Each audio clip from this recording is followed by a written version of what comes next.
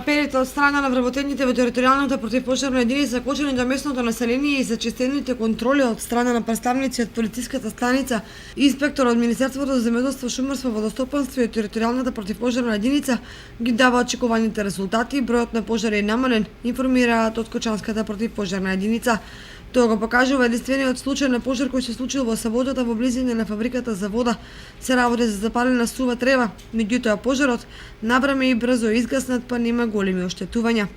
Од Кочанската противпожарна единица уште еднаш апелираат до населението, особено до земјоделците, да внимаваат и да не палат оган на отворено, особено во овој период од годината, кога температурите се високи и достигнуваат и над 40 степени. Забрањето палењето на било каков оган на отворен простор, поготово на овие високи дневни температури кои што ги имаме во текот на изминатиот период, а според последните најави се очекува да бидат присутни во текот на наредниот период, затоа што и најмало невнимание може да представува опасност да предизвика пожари од поголеми размери. Исто така голем посебен акцент би требало да дадеме на земјоделците и да испратиме еден апел до нив, затоа што по завршувањето на жетвените работи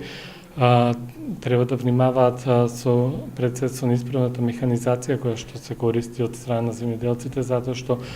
неисправната механизација секогаш представува голема опасност од појава на пожари, бидејќи најмала искра може да представува да доведе до пожар од поголеми размери, но исто така и да укажеме дека забрането палењето на стварништата по завршувањето на жетвените работи.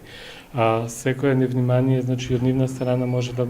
представува опасност за појава на пожари од поголеми размери. Инаку од почетокот на летниот период започна да важи забраната за движење во шумските предели, при што секое движење претходно треба да биде најавено, во спротивно следуваат казни.